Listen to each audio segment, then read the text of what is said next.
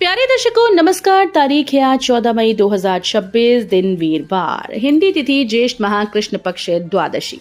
आइए नजर डालते हैं हमारे प्यारे राज्य हिमाचल प्रदेश की तमाम बड़ी खबरों पर। वीडियो शुरू करने से पहले कमेंट बॉक्स में जय हिंद लिखकर हमें सपोर्ट करें। तो चलिए शुरू करते हैं। लोक भवन ईंधन संरक्षण क्षेत्र घोषित, घटेगा वाहनों का काफिला, हर रविवार होगा पेट्रोल फ्री संडे। राज्यपाल कविंद्र गुप्ता ने लोक भवन में वैश्विक ऊर्जा चुनौतियों के प्रति भारत के सामूहिक प्रयासों के रूप में ईंधन की खपत में कमी करने और नवीकरणीय ऊर्जा के क्षेत्र में हिमाचल प्रदेश को आदर्श राज्य बनाने के लिए व्यापक उपायों की घोषणा की। पश्चिम एशिया संकट के बीच ईंधन संरक्षण और राष्ट्रीय आत्मनिर्भरता के लिए प्रधानमंत्री नरेंद्र मोदी के दूरदर्शी आह्वान को समर्थन प्रदान करने की दिशा में ये कदम उठाए गए। राज्यपाल कविंद्र गुप्ता ने घोषणा की कि लोक भवन अब विशेष ईंधन संरक्षण क्षेत्र होगा। उन्होंने बताया कि लोक भवन में प्रत्येक रविवार को पेट्रोल फ्री संडे के रूप में मनाया जाएगा, जिसके तहत रविवार के दिन कोई भी सरकारी वाहन ईंधन का उपयोग नहीं करेगा। हिमाचल में 3 दिन तक आंधी बारिश और बिजली गिरने का अलर्ट।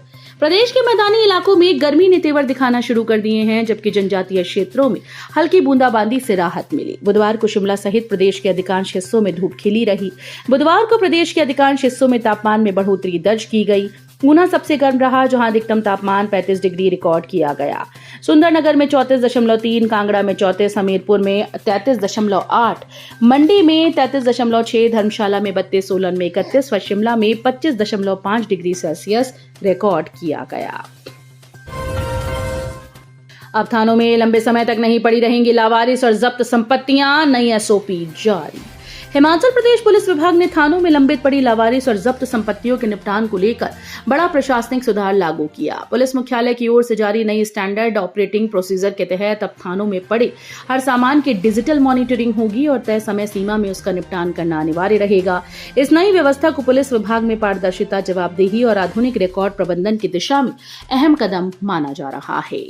प्रदेश के कई पुलिस थानों में लंबे समय से जब्त वाहन, लावारिस सामान और पुराने मामलों से जुड़ी वस्तुएं मालखानों में पड़ी रहती थीं। इससे थानों में जगह की कमी के साथ रिकॉर्ड प्रबंधन में भी दिक्कत आती थी। पेंशनर्स को बकाया राशि का 40% भुगतान 31 जुलाई तक, सीएम ने बैठक में दिया आश्वासन। मुख्यमंत्री सुखविंदर सिंह सुक्खू ने 1 जनवरी 2016 से 31 जनवरी 2022 तक सेवानिवृत्त हुए कर्मचारियों को बकाया पेंशन राशि का 40% भुगतान 31 जुलाई तक देने और शेष राशि को किश्तों में देने के निर्देश जारी कर दिए हैं। इसके साथ ही लंबित पड़े चिकित्सा बिलों का भुगतान करने को कहा। मुख्यमंत्री ने बुधवार को सचिवालय में पेंशनर्स संयुक्त संघर्ष समिति के साथ की, जिसमें पेंशनर्स की मांगों पर विस्तृत चर्चा की गई। बैठक में हिमाचल पथ परिवहन निगम के पेंशनर्स के साथ अलग से बैठक करने की बात कही। वहीं बिजली बोर्ड के कर्मचारियों को ओपीएस बहाली को लेकर चर्चा की गई। कर्मचारी को निलंबित करने से पहले नोटिस जारी करना अनिवार्य नहीं, हिमाचल हाईकोर्ट ने याचिका खारिज कर की टिप्पणी। हिमाचल प्रदेश हाईकोर्ट ने स्पष्ट किया कि किसी कर्मचारी को निलंबित करने से पहले कारण बताओ नोटिस जारी करना अनिवार्य नहीं है। याचिकाकर्ता रवि द्वारा दायर याचिका को खारिज करते हुए न्यायाधीश अजय मोहन गोयल ने कहा कि निलंबन कोई दंड नहीं। याचिकाकर्ता ने प्राधिकारी द्वारा पारित निलंबन आदेश को इस आधार पर चुनौती दी कि उसके खिलाफ अनुशासनात्मक कार्रवाई विचाराधीन है। नीट का पेपर लीक होना, लाखों बच्चों के भविष्य से खिलवाड़। संसदीय कार्य और उद्योग मंत्री हर्षवर्धन चौहान ने कहा कि नीट यूजी 2026 पेपर लीक होना लाखों बच्चों के भविष्य से खिलवाड़ करने के समान है। उन्होंने आरोप लगाया कि परीक्षा प्रणाली में बढ़ते इस भ्रष्टाचार से मेहनती बच्चों का मनोबल टूट रहा है। उन्होंने आरोप लगाया कि केंद्र सरकार राजनीतिक एजेंडे की तरह काम कर रही है, जिस कारण बार बार पेपर लीक जैसी घटनाएं सामने आ रही हैं। उन्होंने कहा कि मौजूदा समय में ऑनलाइन परीक्षा प्रणाली के विकल्प को अपनाने की आवश्यकता है, ताकि पारदर्शिता बनी रहे। राज्य चुनाव आयोग में नहीं दी पुलिस जवानों व होमगार्ड जवानों की भर्ती को मंजूरी। हिमाचल प्रदेश में पंचायती राज संस्थाओं व शहरी निकाय चुनाव के कारण आदर्श आचार संहिता लगी है। इसे देखते हुए राज्य चुनाव आयोग ने सरकार को 700 पुलिस जवानों व 800 होमगार्ड जवानों की भर्ती की अनुमति नहीं दी। आयोग से अनुमति न मिलने के कारण राज्य में फिलहाल ये भर्ती टल गई।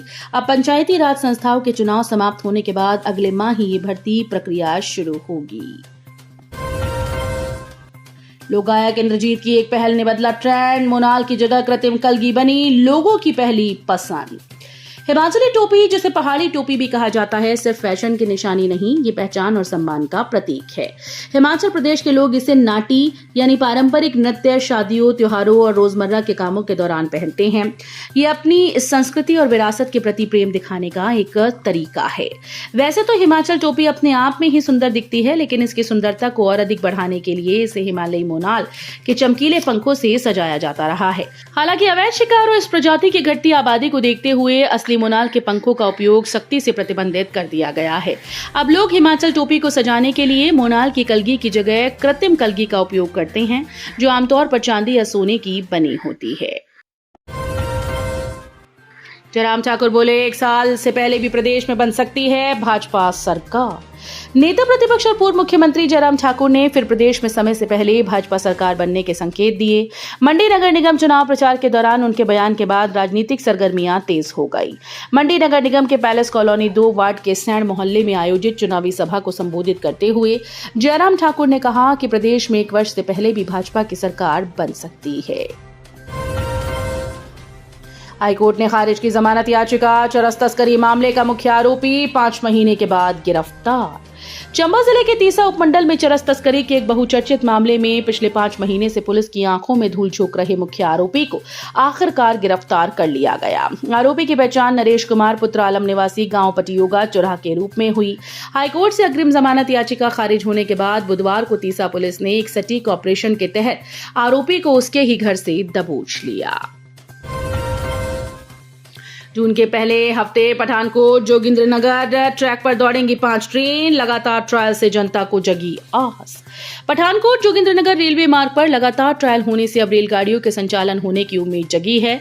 जून माह के पहले सप्ताह से रेलगाड़ियों का संचालन शुरू हो सकता है। इस रेल मार्ग पर चक्की खड्ड पर निर्मित पुल वर्ष 2022 में ध्वस्त हो गया था और तब से लेकर रेलगाड़ियों का संचालन सुचारू नहीं हो पाया। इस रेल मार्ग पर रेलगाड़ियों के न चलने से पर्यटन राजस्व में गिरावट हुई, तो वहीं हिमाचल का कारोबार भी ठप होकर रह गया है।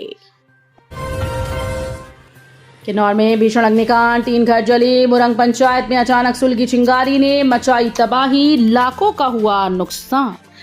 जनजातीय जिला किन्नौर के मुरंग पंचायत के थवारिंग वार्ड में भीषण अग्निकांड से लाखों रुपए की संपत्ति जलकर राख हो गई।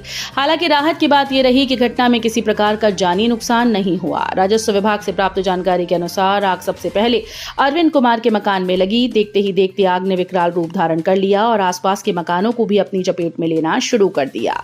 आग की सूचना मिलते ही स्थानीय ग्रामीण बड़ी संख्या में मौके पर पहुंचे और अपनी जान जोखिम में डालकर आग बुझाने में जुट गए। बिलासपुर में खौफनाक ट्रेंड, 4 दिनों में आत्महत्या की तीसरी घटना। अब विवाहिता ने दी जान। जिला मुख्यालय के समीपवर्ती ग्राम पंचायत चांदपुर के क्यारा गांव में एक 36 वर्षीय विवाहिता द्वारा फंदा लगाकर आत्महत्या करने का सनसनीखेज मामला सामने आया।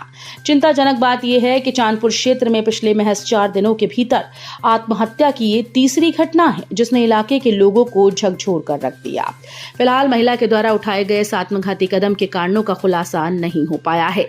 मृतका की पहचान गरिमा, 36 वर्षीय, पत्नी विवेक कुमार, निवासी क्यारा, डाकघर चांदपुर, तहसील सदर व जिला बिलासपुर के रूप में हुई। हिमाचल पंचायत चुनाव में 742 नॉमिनेशन रिजेक्ट। हिमाचल प्रदेश में पंचायत चुनाव के लिए नामांकन पत्रों की जांच स्क्रूटनी के दौरान 742 नॉमिनेशन रिजेक्ट किए गए। इनमें सबसे ज्यादा 254 नामांकन कांगड़ा जिले में रद्द हुए, जबकि लाहौल स्पीति में सबसे कम 3 नॉमिनेशन खारिज किए गए। स्टेट इलेक्शन कमीशन के अनुसार स्क्रूटनी में कुल 86,204 नॉमिनेशन में से 85,462 प्रत्याशियों के नामांकन वैध पाए गए। इच्छुक उम्मीदवार अब 15 मई को दोपहर 3 बजे तक नाम वापस ले सकेंगे। तो ये थी आज की फटाफट खबरें। हम मिलेंगे अगले बुलेटिन में, तब तक के लिए धन्यवाद। जय हिंद।